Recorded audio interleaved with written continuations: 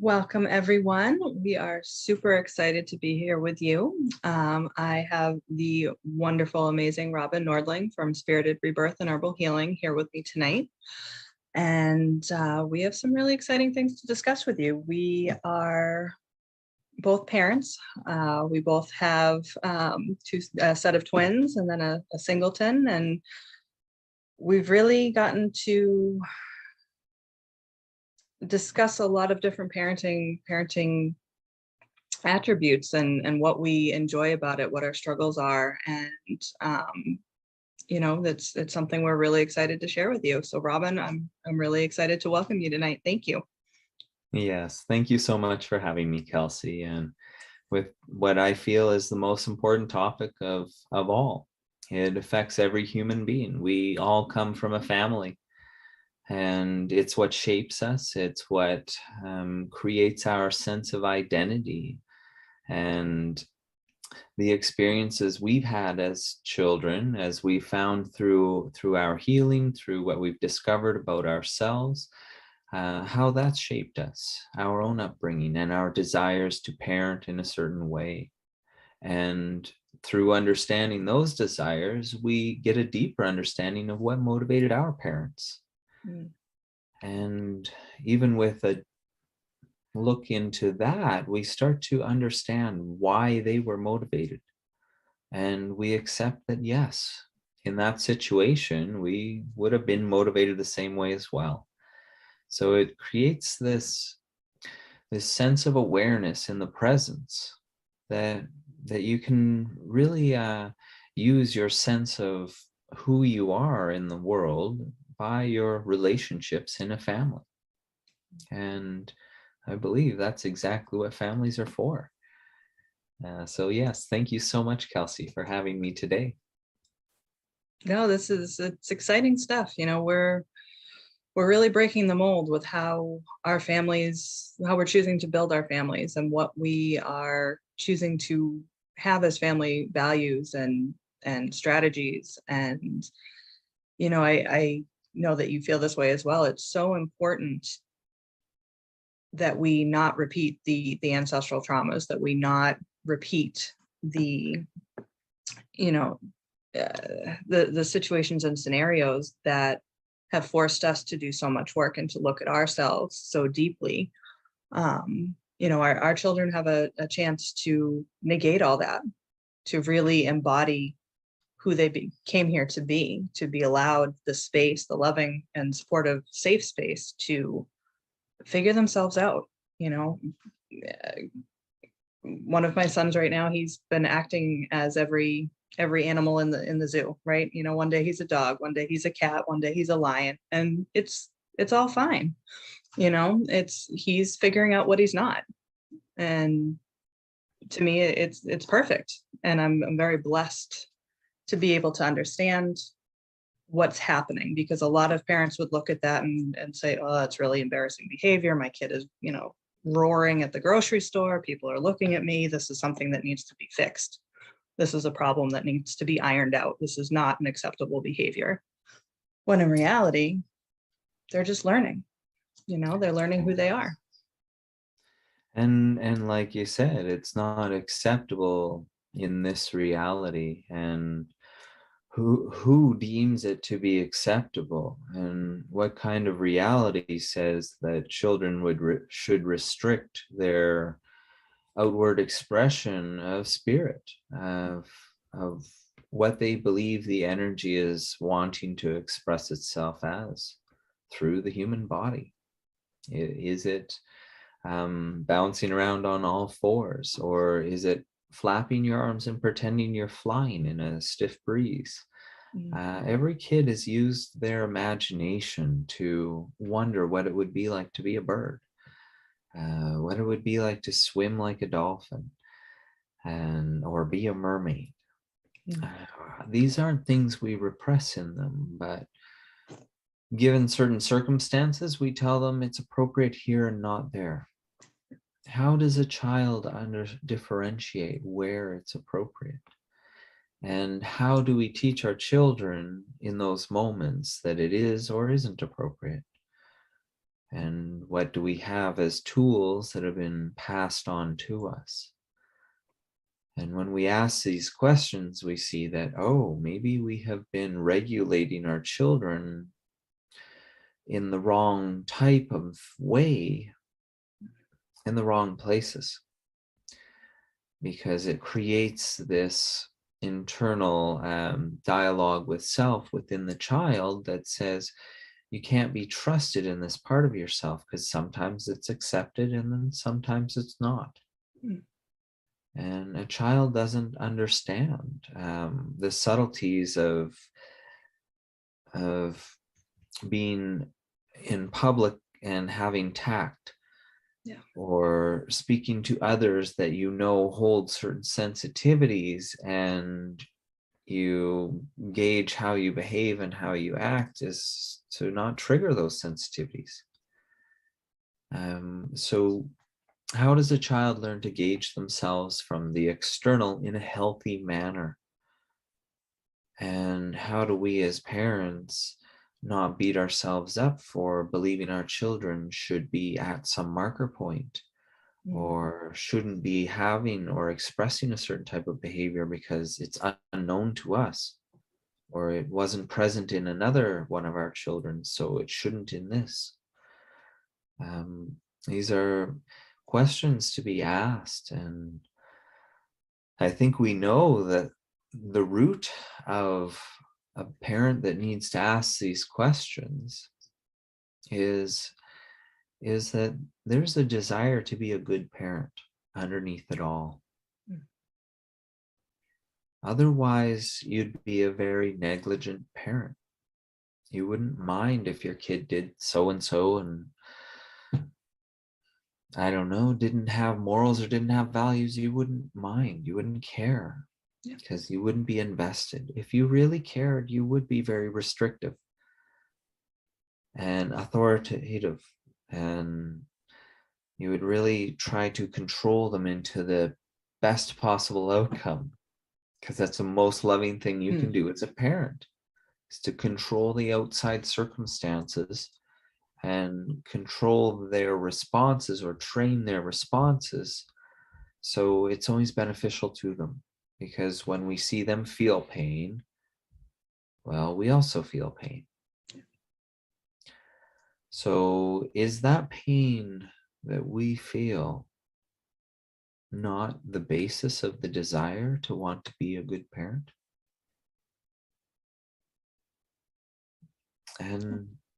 And that's okay to admit to, right?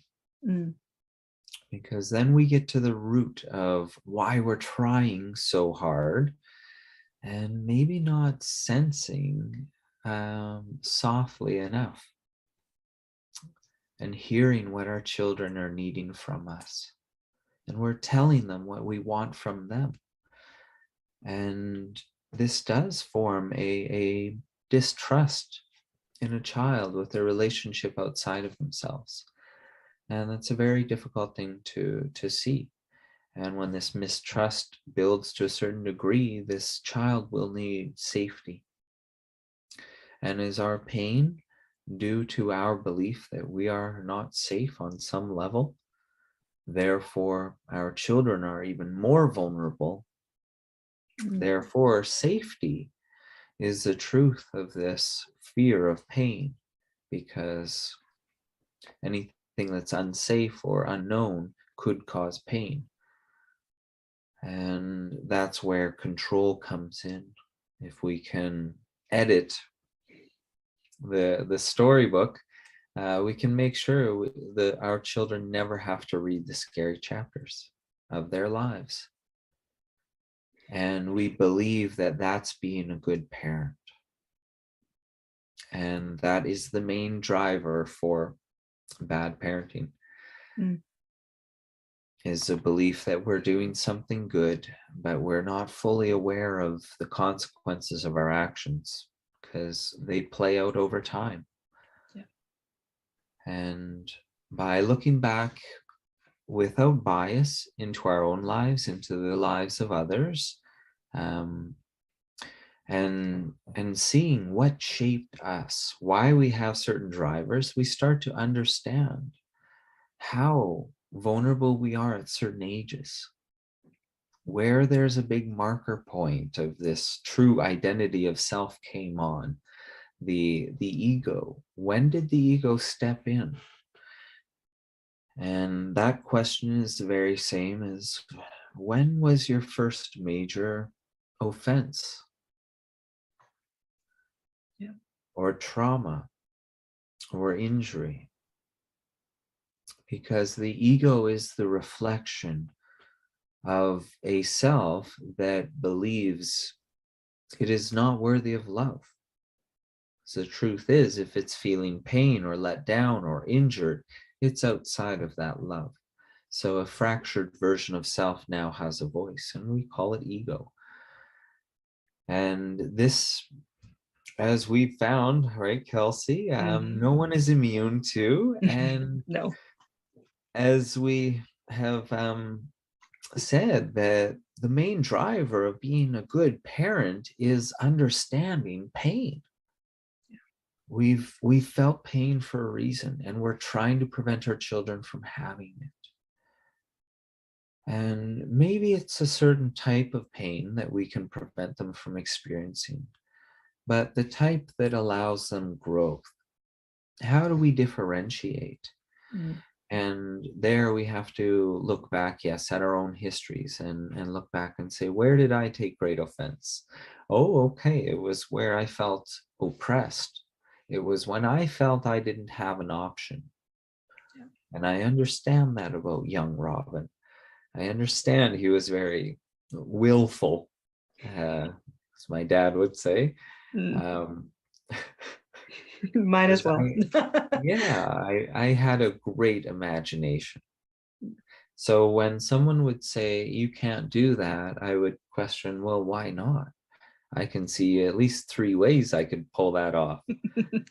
And then just to test if my imagination was applicable to this reality, I did try things, and I came up with scenarios and learned about leverage and things like that, and momentum, and was able to accomplish feats that a little boy shouldn't have been able to do that. How did he do that? I liked physics from an early age. So it really became a motivator for me, was that type of parenting, saying there's a confine in what you can create. And I said, oh, wow, okay, if that's true, there must be a reason I can't create outside of it. And I can only know that reason when I attempt to create outside of it. And that triggered something called belief in self. And when that occurs, there isn't a doubt that can jump in. And the doubt is the ego. And I unfortunately had to have an early understanding of ego due to a very traumatic injury induced by a booster that we would all get at that time of life, 15, and for the MMR, and I was one of the unlucky ones. So I dealt with losing what I called my identity. What I believed I was up until that point was threatened. I couldn't rely upon it. It wasn't dependable. It wasn't safe for me because it wasn't mine. It was all gone. All the ideas of what I was. So that's when I first began asking why and real questions and getting real answers. And they came from an understanding of what I am here, not why the world is the way it is. The world is ever changing, and it suits every individual on their path of growth. And a lot of us are on a path of growth, and the growth right now is a painful one. Like the pain I endured as a teen and puberty was interrupted very difficultly by an autoimmune and reaction. So that experience, created havoc in my ability to feel, because my hormonal system was no longer required when you're just trying to stay alive. And many people have experienced that, will watch, that are watching and will watch, have experienced that a trauma, an injury can greatly affect your endocrine system. And that's your thyroid, the parathyroid, all the glandular system of the body. And what happens when that goes out of balance is we lose the ability to produce feeling hormones, good feeling, dopamine, serotonin, triggered in the gut and communicated to the brain and translated up to there. And when that occurs, a human being can feel good about their worldly accomplishments in the day. A hard day's work actually feels good, and you recover because you have the hormones telling you that it feels good. Therefore, it was safe. So what you consume at night can build tissue and be ready for the next day that's full of hard, safe work that will be good for us in the world. And we build upon that. And when our safety is threatened, when we have one of these instances, and yeah, I'll turn it over to you, Kelsey, to speak of the impact. And I know you can relate as to what's driven you to protect your children from the harms in reality, and that understanding it's gained for you. Yeah, I mean, it's certainly been a learning experience for sure. I all three of my children also received boosters. They were 18 months old when they had their injuries, long before a sense of self had really even had a chance to develop. So much as yourself, we were left with kiddos that didn't know they had a compass, never mind where it was pointing as far as their identity. Everything was an assault on their being. We saw it with sensory integration, especially. Their appetites completely changed. They couldn't tolerate food with color or certain textures, certain noises. We couldn't run the vacuum. It was like death to them. It's so many different things. And the experience that I had growing up, that we really delved deep into, and my mentorship with you and with Leia, is I became very polarized. I also had a sister that was injured, and I saw that play out with my parents. And my father checked out, and my mom kind of did what society told her was the safe thing, was the avoiding pain thing. And I saw that, the end result of that, and it wasn't a happy, healthy individual. So I went completely the other way, as we all do, seeing, well, this was not safe. This was not a good choice. So I went the other way, and anything that role model had done, I swore not to do. It was a very hard lesson to walk through. Here's these beautiful children, these once happy, babbling, learning to talk, ahead of the curve on every milestone, and it all came to a grinding halt. And we had no direction as to why or how or where to go. It was, turn your children over to us. We will medicate them, and we will put them into a system that will reprogram them for you to make your life easier. And I'm very grateful that our journey took the path that it did, because as I was going through the motions and doing what I was told I had to do, I realized I don't want them reprogrammed. I want children who are able to cope with their outside world, and that's where I come in. I need to learn how to make this more comfortable for them, not to fix them because they're not broken. This is now who they are. and they are perfect the way that they are, just as 15-year-old Robin was perfect in those moments, as awful and horrible and painful as they were. But it's as parents, we're so afraid, that you hit the nail on the head. It's about pain, right? It's about avoiding pain.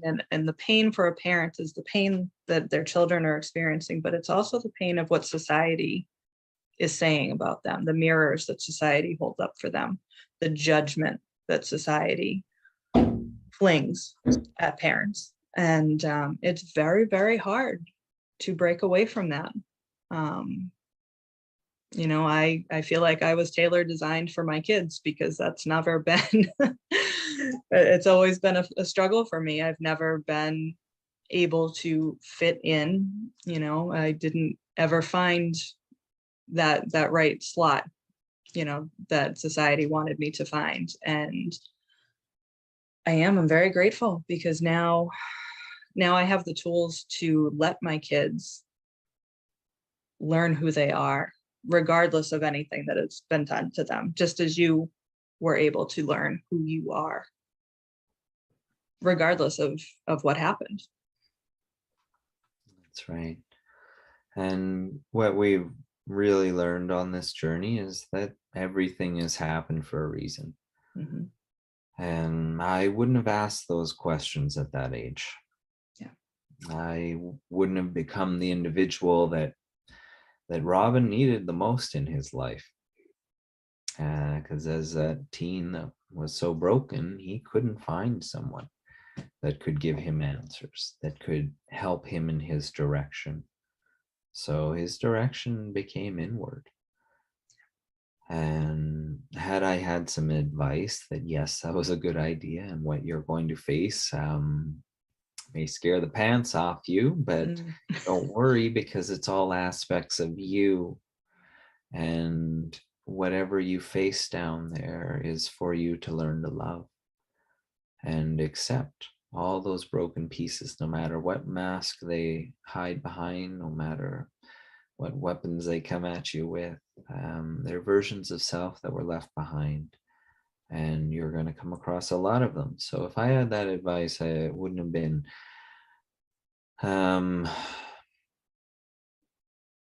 as daunting, but at the same time, that experience of not knowing and doing it anyway, it was actually one of my drivers.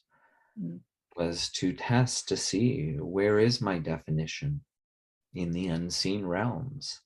Where are we from? Where is this God?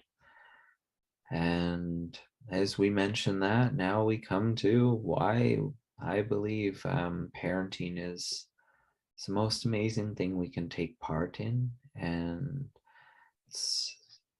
has the greatest effect on creation. Because these individuals that are shaped through our guidance and allowed to develop into versions of themselves really look to us until they can look inward into themselves. So we have a big role in their life. We are that tangible father aspect and mother aspect of God in their life, in which they look to please, they look to shine in our eyes. They look to be the best they can be, and we are their mirror for them, until they can look at society and look at the world outside of them as their home. Until they believe in themselves, we are their home. So that's a very important role. And when should that role start, and when should it end, and who should have more say? These are all aspects of balance.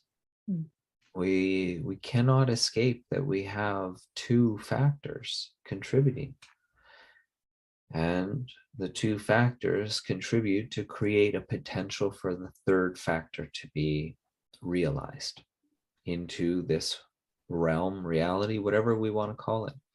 We are inviting in, through this union of dualities, a third force that contains within it both the mother and the father. And in this alone is the Holy Trinity, in every family, in every union experience. It's to be understood that it's spirit within us. And we have these essences within us. Everything on the outside is a derivative of what we are on the inside. So we also have a mind, a masculine. We have our emotions, our feminine. And when those two form a union in between, we have something in between, something that has intelligence. It can make wise decisions, and it can also make compassionate decisions. But it isn't polarized in one or the other. And that's for another talk to get deeper into that and why that exists and how we can overcome those dual natures in self and why it's safe to stay up in the head, and try to control the reality to protect the emotions. And who is the gatekeeper that we find that allows us into the emotional body? And we come across our ego, our internal idea structure of what we think keeps us safe. We come up against those gates and we go, oh, I see. And what we discover is, are we keeping things out, or are we keeping something in? Mm. And that's a question for your mind, and when you're ready on your journey to ask. And depending on your answer, you'll either open those gates or you'll leave it alone for a little while and see if you can walk around and get a better eye on things, get a little more comfortable. And that's okay, everyone in their own time. And what I've discovered is that time gets sped up depending on the amount of trauma you've suffered. I took on an awareness that didn't belong to a teen because I didn't feel like a teen. My worries and difficulties on a daily basis were the same as a 90-year-old on his way out the door, or an AIDS patient with a week or two to live. Those were my worries and concerns. Getting up and down a staircase without losing consciousness and fracturing something, waking up a few hours later, checking for bruises and bumps. And it's not something that someone goes through until they've had that. They don't have that perception of reality and how important their human body is until they lose it. And we see that in our children and we go, oh, that's not safe, oh my gosh. And so yes, we have to understand safety versus protection. Because if we believe our role as a parent is to protect them from an external evil environment that's bad and harmful, going to get them at every corner, that's the reality their consciousness will grow up in, and they will be a very fearful individual. And they will believe that when my parent isn't around to protect me, I'm extra vulnerable, so I can't protect myself. So the being won't learn from stressful situation. They'll have a panic attack, essentially. It's arcing out in consciousness. You just can't connect your breath with your thoughts, and you're overwhelming your nervous system, your central nervous system, with your thought pattern of fear. And it's pumping too much cortisol into your body, and you're essentially going into a shock-like state where breathing becomes very difficult. And it's very real. It can just be an induced condition out of fear. And chemical medication can disconnect you from producing those fear like precursors in your body, but then you can't feel at all without another form of drug that stimulates a release of the serotonin or prevents its reuptake. And that's where we get into areas of consciousness that unfortunately I have experience in. And that will come as well later on in our series. We have a lot of ground to cover for you all. And the gnosis and the knowledge that we've gained as parents and as individuals on this path of trying to become the best individual we can be within our marriage and within our relationship with our children, and how we can guide them to be self-sufficient, not just emotionally and mentally, but spiritually, to believe in who they are, to understand who they are is important for its uniqueness, not its ability to conform to the external. And when they feel secure in that part of themselves, they don't consider safety. They understand safety of the human body. We can teach them that, but they don't consider it unsafe to explore, because they're secure in what they are and why they're growing, why they're trying something, and they know that it's not what they are yet, so they're happy to fail at it. So when they fail at it, they'll fall down and laugh, as you've got to witness in your Mm-hmm. children when they're having an animal party and then they all end up laughing, because it is so funny that yes, we're believing we are, but we're not quite there. Yeah. And it's funny to play that and explore that. So they have a freedom with their sense of exploration. And that's a major congratulations to you for providing that environment for them. And that, I believe, as a parent, we are really responsible for the environment we provide for them. And this goes into all kinds of things. It's our relationship as parents with each other. How do we discuss our problems and our issues and our frustrations when they arise within us as a parent? Do we have a conversation with our spouse in front of our children? Or is it an argument? Or is it a one-sided beratement for something? What are we teaching our children? Because those are those moments where they're really paying attention to how do they deal with their frustration. We teach them what to say and what's appropriate and how to dress and how to behave and where to go to the bathroom and when to ask for food, when not to. We try to teach them all these things. But how do we provide them that sense of belief in self? That's a really tricky one. And every child is their own unique individual. And we fail to honor that until we understand how unique we are. Right, Kels? Absolutely. Absolutely. That taking that journey, or even just beginning to sit with yourself as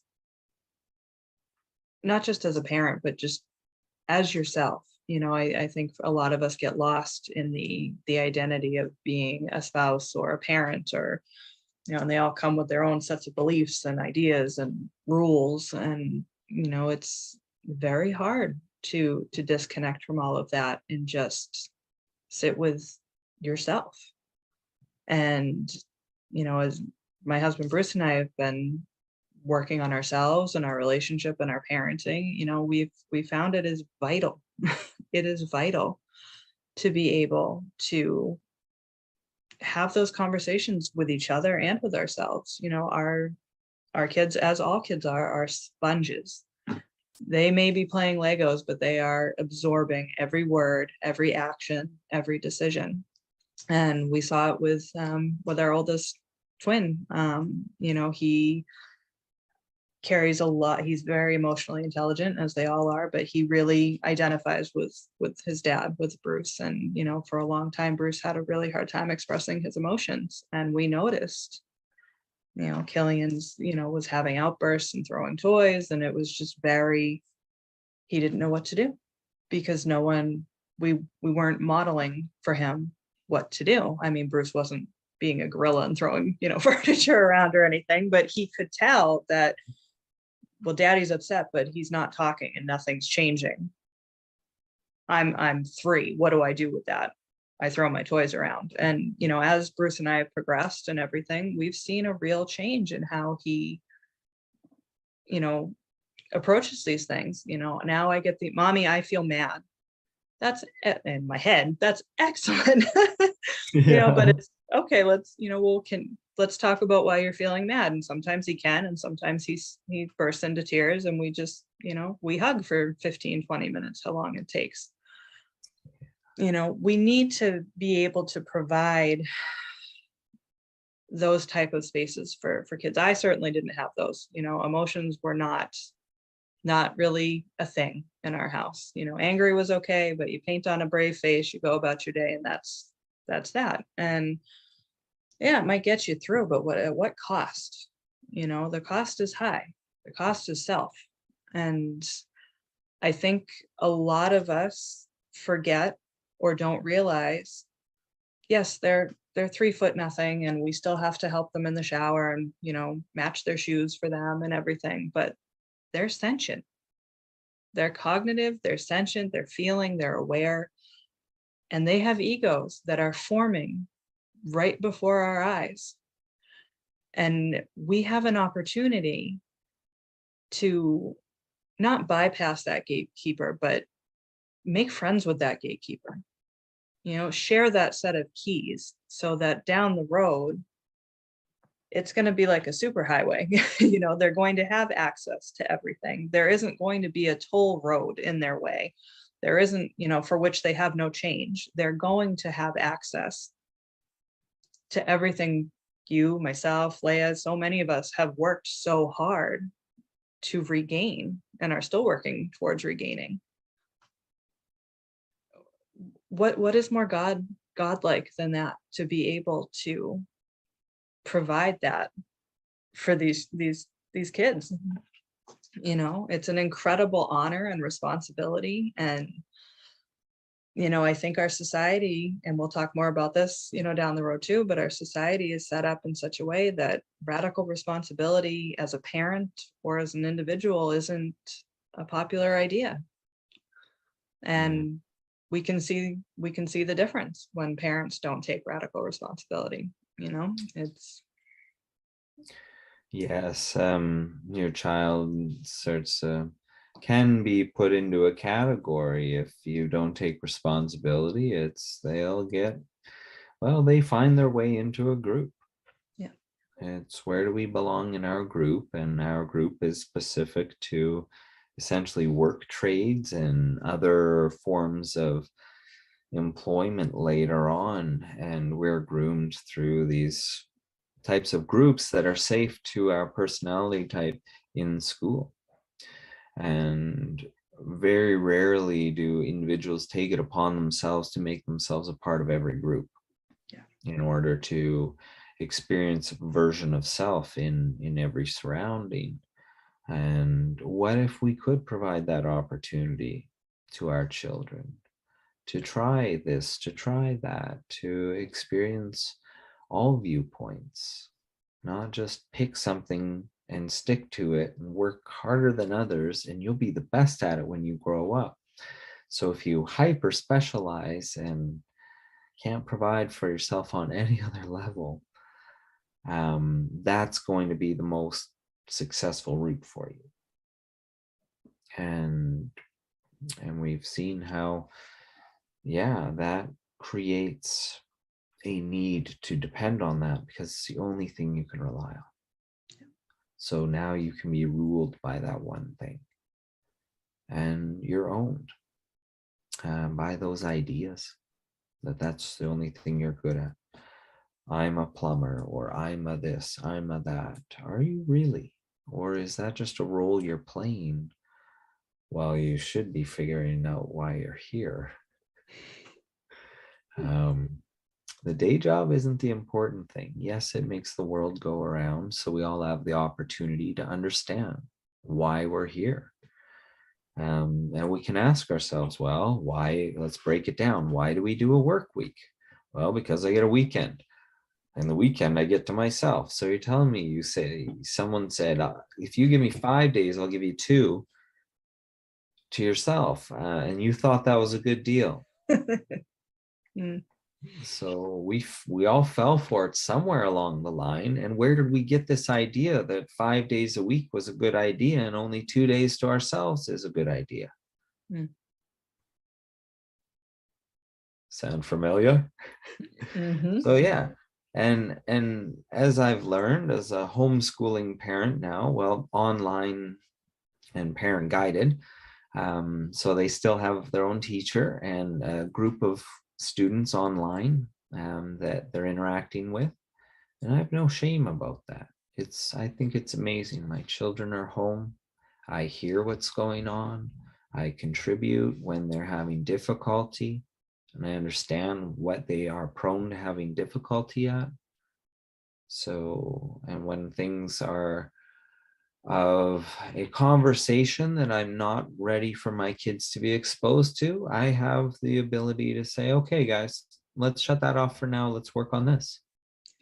They don't need to participate in certain guilt type ceremonies and be exposed to ideas that are very traumatizing to young minds when they're told that very bad things have happened on large scales and are happening on large scales. And these kids, as you said, are sponges. That anxiety and worry, they bring that home. And it affects who they grow up as. And we've already seen it in individuals because of the policies and the social anxiety that is just rampant and the inability to communicate. So it's going to be easier to communicate through electronic devices. And this is, whoa, look at that happy coincidence. Policies ensure consumerism continues. Interesting. But policies make it impossible for certain individuals to exercise freedoms without conformity. Okay. We all know what kind of world we're living in. So we can agree that fighting it isn't going to change it. Being aware of how it's controlling us and looking to empower ourselves in that way is how we replace it. And yes, I don't believe that someone knows how to parent my children better than I do. Others may have more experience raising children, but that was other personalities and children. I know what made me angry when I was young, and I feel that in my son. And it's amazingly appropriate for his father to hold him and tell him those feelings are allowed. And he doesn't need to be mad at himself for having those feelings. So I can understand where he comes from. And all of our children should be understood and should be held, their emotions, to give permission for them to have them. And then when they have them, they're capable of dealing with them when they're triggered again later on. And this is emotional intelligence. And through this idea of protecting them from bad experience, we deprive them of an emotional intelligence, and we have teenage delinquents, and we have total rejection of all conformity. Through rebellion. Well, we're stealing their voice, really. I mean, we're stealing their voice. And by cutting off that emotional intelligence, often at such an early age, you're absolutely right. That's why we see young adults and teenagers who cannot sit down like we are and have a conversation you see them at family dinner, if there even is one, they're texting. They are incapable of personal conversations and interpersonal. There's no interpersonal skills because we've told them it's not allowed, it's not safe, don't do that. And something that Bruce and I have been really on board with each other about is, we're not going to live forever. We're not designed to live forever, hopefully longer than than not. And you and I have talked about that a little bit, but our kids are not going to have us to protect them forever.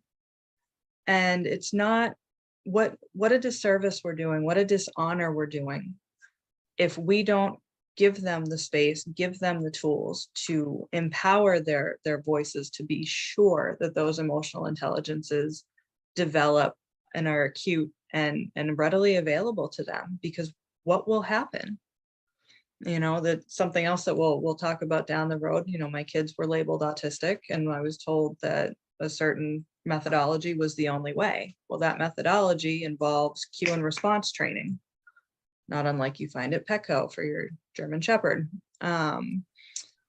Who's going to give them the cues when I'm gone? And what happens when they're in a scenario for which no cue is given? They'll have no response available to them because their emotional intelligence has been stripped away from them. And there's a million different scenarios in which that happens for kids through education, through all sorts of things. It's not just the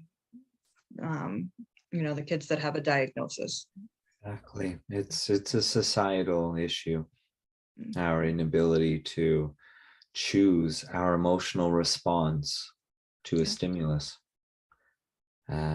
That takes observing how you feel in that moment and giving permission for those feelings to exist and understanding why, and then responding. Yes, that can be done in an instant, but it can only be done and achieved in a balanced state where one doesn't fear any of their emotional states. They're willing to see themselves in all of them. That's why it's important to allow our children to express themselves. And yes, when they have bad feelings, they're allowed to express them. We don't say, no, you can't do that. We say, what is bothering you? I can see that you're mad. I'm mad too. I get mad. I want to throw things, but I also don't want to break my nice stuff that I love. And I don't want to hurt the house, and I don't want to make others afraid. So when I'm mad, I don't throw things. All right. Or sometimes I'll have a shower. And as a role model, we can express that when they're having those feelings. And in that moment, they're looking at us and saying, oh, you're mad too. Oh, and it's a beautiful educational opportunity. Because they are focused. Anger focuses you. Frustration focuses you. I used that to my advantage. I was very angry that my body got taken away from me. I was very angry that I couldn't eat. I was very angry that I needed a toilet near me all day long. I was very angry that I didn't know why this happened to me. And I was very angry that I didn't know how to fix it, and no one could tell me. But they were willing to give me these. Yeah, I don't want our channel to be too affected. So, but they were willing to give certain types of medication, and I knew the painkiller doesn't work on this. Otherwise, I wouldn't have been at the doctor. If painkillers helped with that form of nervous system being attacked by your own immune system. So picture high voltage lines getting chewed on and the insulation missing. And every time an electrical signal goes down it doesn't get to the end. It arcs out somewhere. And it felt like stabbing pains like you wouldn't believe. And that would cause a dopamine response to the pain, in which I would deplete myself of all my nutrient resources in secreting those hormones to combat the pain. And it would leave you with that tunnel vision, and then your blood sugar would drop and you'd black out. And that's when I started to learn about acupressure, to stop signals in your body, much like shunting an artery if something is severed. I learned to hold things and squeeze things very tightly and pressure point the nerves in order to stop the signal from getting to the brainstem. Because once it hit the brainstem is when I had the release, and then I would start to lose my consciousness. Yeah. So I found I could block the pain. And this became important because that training in my own body, very, well, it couldn't get more personal, that training. Allowed me to have a relationship with a human body on a level that other human bodies can be in my presence, and I can sense where their difficulties are. I am very psychically aware and in tune to my environment, and especially those that I open my heart to, which are all my clientele, my children, my friends, my family, anyone I come across. Even those that I believe don't hold great moral value, I open my heart to them. Because I too have existed at one point in my existence as a moral deviant, I guess. Someone that does bad stuff on purpose. Because I wouldn't understand why it feels so good to have the drive to create the opposite, should I not have experienced the guilt of being what I'm avoiding. That's the truth of every good guy out there. Look long and hard into that mirror, everyone. Don't be ashamed. That drive comes from somewhere. The drive to be a good parent is pain. Now we're starting to understand the necessity of dualities, and we'll get way deeper into that, everyone, and why we can open up to very appropriately that dark circle in our solar plexus, that feminine void, that negative energy that wants to hold the light, should the light deem it to be worthy. And everything in the darkness has to be accepted.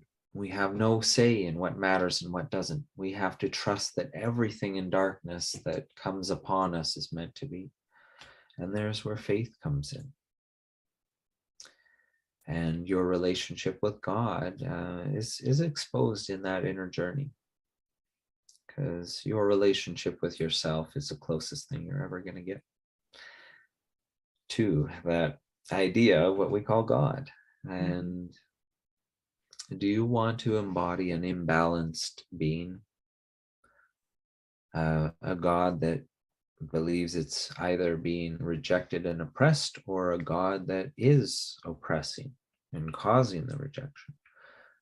This is the polar aspect of humanity. And we can see that our impact as humans is apparently greater than God's, because we're destroying the planet at a far greater rate than God can rescue it from us. So how do we save the planet? Well, we understand our role on it. Yeah. So we don't need to save the planet. We just alter our relationship with it. So we don't need to save the human being. We just alter our relationship with it. And that's what young Robin did. He said, if I'm this broken and no one can help me, and obviously it's meant for a reason, I'm not sure why, let's see what I can do. I knew the doctor couldn't help me. He prescribed certain things to me. I had this big list of things, and I knew, no. And I said, that much of that? Are you sure? Like, I know what that does to your kidneys. Are you kidding? And he's like, well, it's your pain or whatever. And I'm like, he doesn't care. So when I walked out of that doctor's office thinking, what an a-hole, this guy doesn't care about me at all. That was the very first time I heard a voice in my head. And it wasn't a bad voice. It felt like an aspect of me that knows better. That that understood what was going on. And I had that feeling when that voice spoke to me, and it said, why should he care, Robin? He's just some guy showing up to his job. Mm. Is it his job to figure out why you're broken? Or are you broken for you to figure out? So I walked out of his office knowing, yeah, he's an a-hole. He didn't help me, but this is my accountability. Yeah. It's not his job. Instantly, I knew I was not the victim. I was meant to understand how I was to heal from this because this doctor didn't know how. He made suggestions, and due to insomnia, I did see this doctor again because I couldn't find the answers on my own, and the pain prevented me from sleep. Even when I did get to sleep, it would wake me up in the middle of the night. And the dreams I was having, we'll get into dreams and their significance and why trauma events open you up to dreams that contain trauma. And what part of the radio tunes in to what frequency and when, and the subconscious realm that comes through. So my nighttime became my worst time. It was the least restful time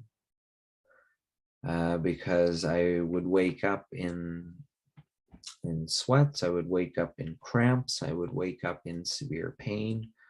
I would be going to the bathroom. I think my average when I was counting was close to 11 times a night. Oh my goodness. Just to go pee, just to sit on the toilet, hope something happens. So it's pretty infrequent sleep, and insomnia going on for more than 3 months. Anyone knows you're gonna start only thinking of not being here. And it was at that point that I really understood submission. I knew that I couldn't figure this out on my own. I knew I was broken beyond repair. I knew there was no one going to help me. And I was fighting it. So I did reach out. I did pray for the very first time. Well, no, it wasn't for the very first time. I went to Catholic school. It was the first time I reached out to God on my own terms. Yeah. Through my own volition. I didn't know if God or Jesus were really real. I learned a lot about it. But did I see it active in my life? Not necessarily. Did I have eyes to see it? It was in action in every moment. I was to learn, and every moment was beautiful as I've accepted. So that young boy, young man, at about 17, I would say, reached out to God and said, if you're there, tell me why I am experiencing this, and I'm willing to stick around to figure it out. But if this is what my life is for the rest of my life, and this is my reality, I choose otherwise. So please enlighten me as to what this is to teach me, or how it is to change me in some way. And that night I had a extremely clear vision.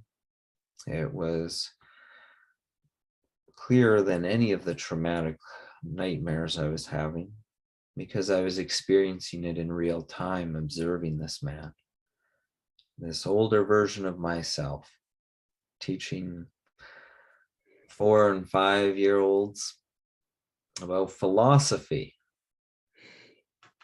and practical application of imagination through creation, and discussing it amongst their peers and myself as the what is my name?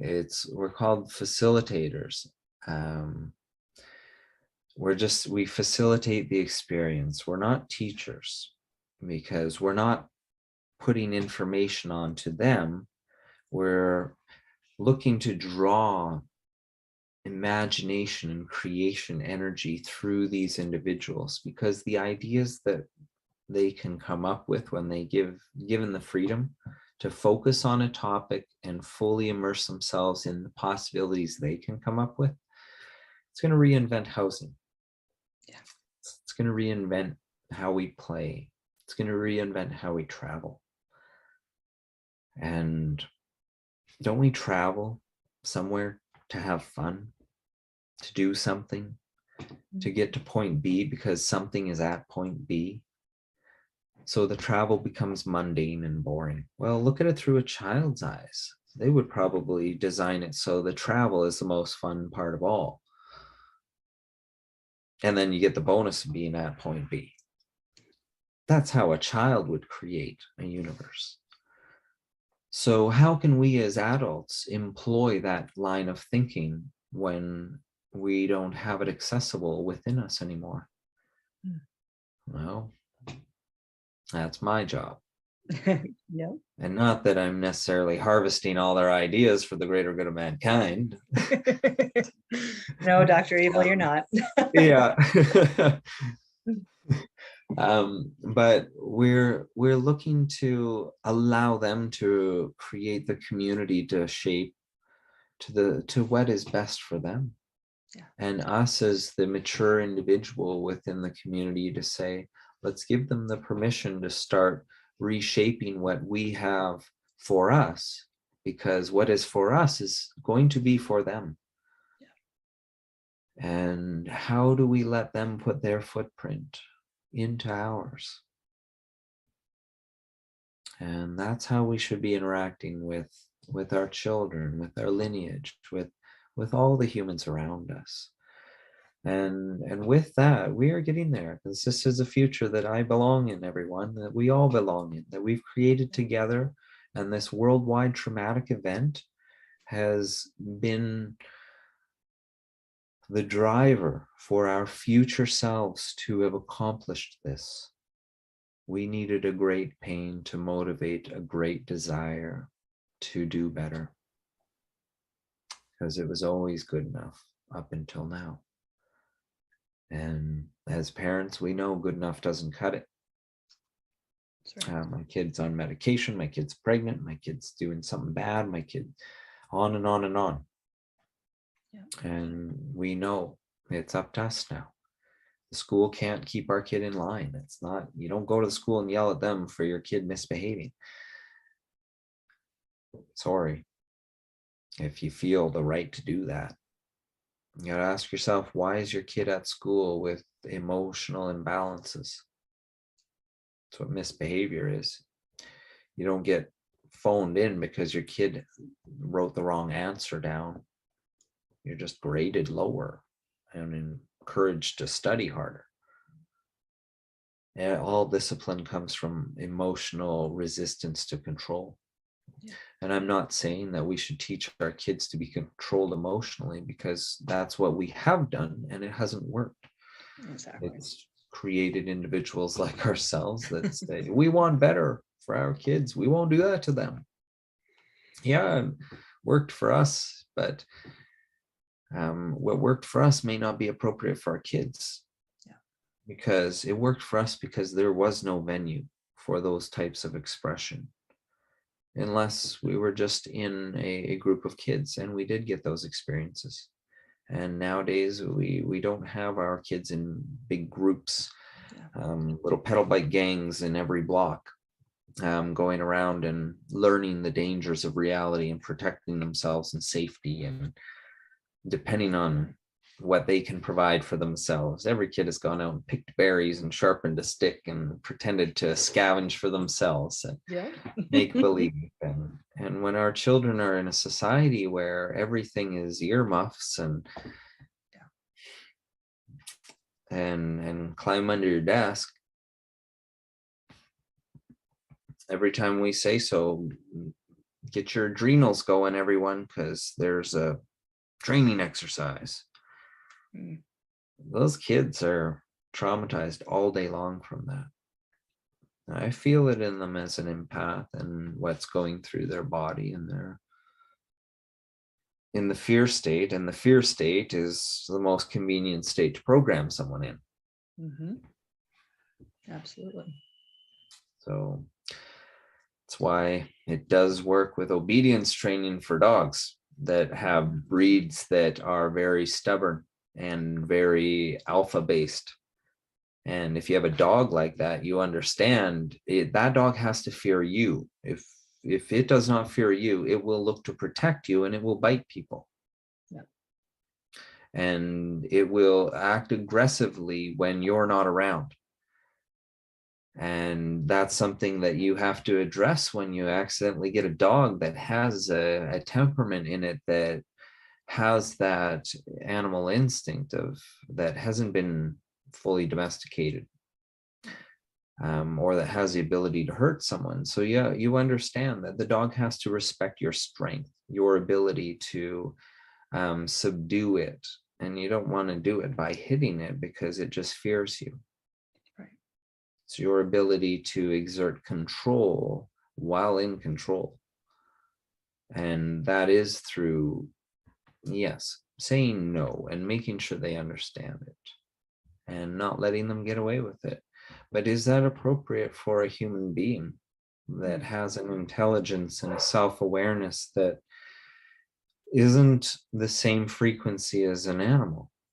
It has something special, and we will talk about how special I believe humans are later on, and why we think and why we create the world around us, why we make so many mistakes.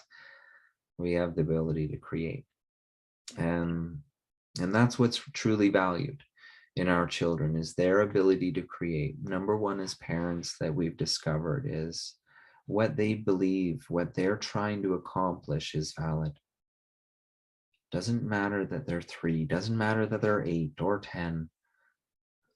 What their voice is expressing is as strong of feelings as they can have. It doesn't get more important to those individuals. Every moment is the most important moment in their life. And then the next one becomes even more important. So how do we say, no, you don't get importance until you're 13. No, you don't get it until I tell you. No, you don't get it here, you get it there. Because that's what we're telling our kids. You're not important. Yeah. Your voice isn't important, and no one wants to hear it. And how many people believe in themselves after hearing those words? Mm. And now your sense of identity is threatened. And now you need safety and security. So you seek safety and security, and who can provide it to you? Well, not my mom, not my dad, because they both burned me. So did everyone else. So who? Well, there's a little voice inside called ego, and it steps up to bat. Yeah. It doesn't care how many strikes it's got. It's not leaving the plate until you go and educate it that, hey, the lights are off, stadium's closed. Yeah. Everyone's gone home. It's only you, dude. Yeah. Only you. Exactly. I mean, yeah, I mean, think about how disheartening it is to hear, if you're in a work setting, you're in a meeting and you voice an idea and it's no, we don't want to hear about that. That's that, as an adult, what does that do to you? Take it to 1,000 times greater to a child who's learning, who's just learning. Do I want to hear about, the Wuzzles and Lightning McQueen 3,000 times a day? Absolutely not. No one's saying this is easy, but you feign interest. Why do you feign interest? Because you love them and it's important to them, and it's letting them know, whether this is a conscious thought in your head or not, subconsciously, you're letting them know that yes, your reality, your whole universe, which are these silly cartoons and cars right now, it matters. Therefore, you matter. You matter to me. Somewhere along the way, as a society, we traded the emotional intelligence and education of emotional intelligence for pure obedience. And I'm sure we'll talk a lot about why and how that has occurred. But what's it going to take for us as parents to say, no, it didn't work for me? The more in my family unit I was meant to conform and be controlled and told no and do it my way, the worse it got, because I was going to be damned if I was going to do what I was told, because it didn't feel right, and it didn't matter what I wanted. And it's a ripple effect. These are things that I've been dealing with you and Leia in my mentorships, even now at 40 years old and a mother of 3. There are things that were said to me and modeled to me that I still have to fight. I don't want that for my children. I have a thing about abundance and financial wealth. Why? Because money was my mother's God. And I was going to be damned if I was going to be controlled in that fashion. And I signed up for some really interesting lessons regarding that. We have to be so aware, and we're not always, and it's not every moment of every day. I mean, I still lose my cool and raise my voice, and but it's what you do in that split second, and then what you do afterwards. Let them know that, yes, mommy yelled, maybe wasn't the best choice in the moment, but mommy still loves you, and it's okay. It's okay if you can't control your voice and you yell. And we'll talk about how we, try and make better choices. Maybe you could have yelled into a pillow. Maybe you could go do whatever it is, right? Whatever's, feels right for your family, for your kids. But we have to let them. We have to let them. It's not an option if we want healthy, functional adults, as the end result of our children.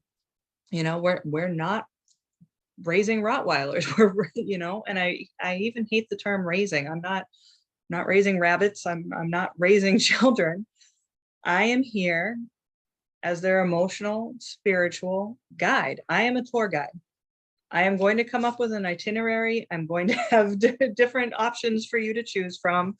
I'm going to point out that maybe trying to feed the alligators from your hand is not the best plan. You're going to want that hand as time goes on. But, I think that nomenclature, the facilitators, is perfect. We need to start facilitating experiences, and however they turn out. So maybe you have to leave the apple orchard because somebody's pants are missing and the other one's screaming, and somebody's hungry. The orchard isn't going anywhere, and you don't have to feel stressed or embarrassed by what people are thinking or looking at you, because it doesn't matter. What matters is that your kids saw that, okay, we're pivoting, we're going back to the car, we'll get you all sorted, whatever it is, right? But we let them. We don't berate them in the car the whole 40-minute ride home, telling them how awful their behavior was. Yes, absolutely. Yes, and we aren't perfect. I have learned more from my children on the spiritual journey than I did in 18 years of applying myself. It was, well, I guess it wasn't quite that much until I had the kiddos, but yeah, it took a while to really figure out self-love. Yeah. And I see the value in it after I had children. I knew it was the answer to my illness. But when I had the children, I truly understood what self-love was, because there was parts in my children that reflected aspects within me that I felt I couldn't love. And to want to change my child so they didn't have that aspect, or to prevent them from having it somehow, protect them from the version of me I didn't like in me, I realized, oh my gosh, the only reason they have it in them is because it's a part of what I am, and I have to be okay with that in me. Only when I'm okay with my own inner frustrations can I deal with my child's frustrations. Yeah. And be there for my child. So my children have taught me about frustration, about anger, and permission to accept oneself, even though you're not feeling good. And that has helped me be there for my children, even when they're not feeling good, especially then. And as a father, not needing to fix it, not being angry that it happened, or that I didn't stop it from happening, or that they didn't see what they were doing and stop what they were doing before it happened. Because I was attaching to a lot of those ideas as a parent, believing that I was going to do the best job ever. And yes, because I feared failure so much. I believe the most important thing in my life is raising my children. I don't say I have a career. I do whatever I please, and I like to do a lot of things. Yeah. And when you apply yourself with an open heart and don't exist in boundaries, it's easy to be accepted by others. They see the quality and the honesty in what you're doing and who you are, and they can depend upon that. So every individual gets to have these experiences should they choose, or they can try and just keep telling themselves, oh, it's almost time for them to go back to school. Like, oh no, it's summer. Mm. And we're thinking, oh my gosh, we're so excited that our kids are wrapping up and they're finishing off. They're almost done. And my wife and I couldn't be more ecstatic, because we get our kids all day long now. Yep. And they're amazing beings, who they are and the way they look at life. And we only get them for so long. Yeah. Robin's going to get a lot of time to look at the world through the eyes of a 60-year-old and a 50-year-old. Mm.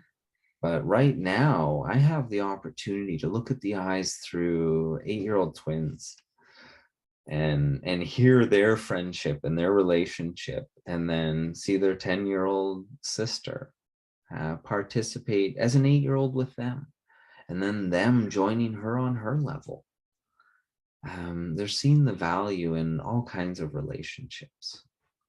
And I think they're getting more value than they've ever gotten now that we have them in our home, rather than going to school 5 days a week for approximately 14 hours worth of curriculum. Mm. So, and that, if you're homeschooling, can be done in a lot less. Yeah. So yeah, it's not that much. So you can knock homeschooling off in 2 to 3 days if you wanted. Our schedule is 4 days, and it's half a day for 4 days. Of course, we have to help them get their projects done. They do that, and they do that on their time too. But it gets done, and we can take a break and go for a pedal bike ride. Mm. When one of them isn't feeling it, they can go and lay down. And they have formed bonds with these other kids on Zoom. We've made the best of technology. It's not the cause of the pandemic. It's allowing us to still have connections. So right and wrong are very subjective. And we as the individual, as a parent, have to gauge what is right for my child now. Because it may have been wrong for them 2 weeks ago. But now they may be ready for that accountability. And they may have to go to the room and sit there and think about it. Whereas before it was just, don't do that. But now that it's clear they have an awareness of what they're doing and they chose to do it, now it is time to understand, okay, a punishment is in order. You earned this. Here we go. And that's how I communicate to my kids. Hey guys, you earned this. It's not a punishment. It's what you earned. We told you your behavior was going to result in this. So you continued, and that's what you got. So they're mad when discipline, but they're not mad at us. They're mad that they're being held accountable. Yeah. And then they get over that. If they're mad at us for disciplining them, then they don't get over that. Yeah. Unless we apologize, but then they think we did something wrong if we're apologizing. Mm-hmm. Sets So up a vicious even, cycle. yeah, so it's a delicate thing, our children and their psyches and how we grow them. So becoming self-aware is very, very recommended. I've watched Kelsey change her life. This beautiful woman before me now. And I'm so pleased to be doing this interview with you today, or this show together, and that will continue in hopes that you, the audience, gain an appreciation for the efforts you've been putting in, and know it's being recognized in your children where it's most important. The world doesn't have to see it. It's yours, your relationship with your kids and with your spouse. Whether you're together or not, you have a duty to be that version of God in their life. And what will they seek in their outer world? A version opposite of who we are, or something that has the moral boundaries and tendencies that they have grown with and they're comfortable within themselves because they've explored all versions of self. Yeah. So what they're looking for on the outside, well, they don't look on the outside, they know it's inside. So when they recognize something on the outside, they take the opportunity. And that's where we can encourage our kids to guide themselves in life, is recognize everything as an opportunity. It may result in this circumstance or this circumstance, and how can you take it upon yourself to predict what your actions will result in? That's true intelligence. Yes. Yes. So I mean, they are our immortality. They, our lineage, our, our progeny, that is true immortality. Their ability to be, their ability to be exactly who they are, emotional intelligence intact, and able to voice who they are, and 100% wholly love themselves. And it does. That is how we change the world, ladies and gentlemen. That is absolutely how we change the world. It's not beating war drums and going out and doing what have yous. It's, we change ourselves and our kids follow suit, and imagine what our grandkids are going to be able to accomplish and to change, and what amazing beings that they're going to be. I mean, it's a bright, endless future. And I, for one, am so grateful for this journey and for all of your wisdom and this beautiful series that we're going to be doing, and all the work that you're doing at Spirited Rebirth and Herbal Healing. Really, folks, you should check out their website. It's galacticinnature.com. All types of different services for wherever you are, from just questioning to really being ready to dive in. I don't have the words, it really, it saved my marriage. It has made me a better parent, and it's made me a better friend to myself. I have a better understanding of myself now than I ever even dared to think possible. And we really can't wait to share it all with you on this series, all the ups and downs, the ins and outs, and everything in between. And just a huge heartfelt thank you, Robin. This was an incredible conversation, and I'm really looking forward to more to come. I'm very honored, Kelsey. It's my pleasure. Yes, thank you so much. And if you want to see more of me, I do have a YouTube channel, Robin Nordling, and we will put it in the show notes for you guys. I've got some other videos, in-depth dives into consciousness and why we think the way we do, and what we can do about that. and practical applications. So yes, Kelsey is a marvelous example of what an individual can create when anyone takes that path inward to say, I matter and I'm here for me and I've got to figure this out. There's no escaping it. There's no hoping for a better tomorrow. There's creating a better now. And there is no time but the now. And the gift for your future self is action. And when you act so much, you get a tendency to start gifting your future self. And that's my interaction, my relationship with self. It has evolved from healing my past versions that held guilt, trauma, pain. We'll get into some of that fun stuff and the complexities of what's available to us when we open up our emotional body and why it is so scary to some individuals. Yeah. And what true power is. And with those things integrated, your story doesn't end. You in the moment find so much grace and beauty in what's going around. You say, how do I accommodate more love? Well, I know of this Robin that's going to exist tomorrow morning. So for him, I can get these dishes done now. I can hydrate my body and get the right nutrients in. So Robin tomorrow has everything he needs to be successful in his day. That's my day-to-day life. And I've got the most amazing family I could have prayed for. And Kelsey, I know you can say the same. We are eternally blessed, and we've worked really hard to come to this point of observation of ourselves and our journeys. And with it, it's allowed us to ground out our own pain, to forgive that guilt, that shame. We see the purpose, the role it played. And we've forgiven those versions of self that played those roles and welcome them into our heart. And because of that, every version of our children matters. And we look to share more of our knowledge and what we're discovering through being parents and of remembering being children and aspiring to be grandparents.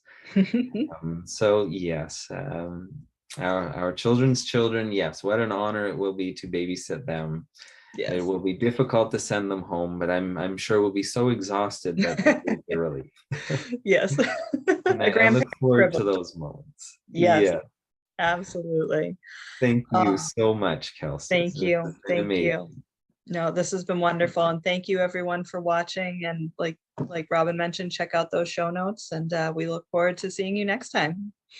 Have a great evening. Take care.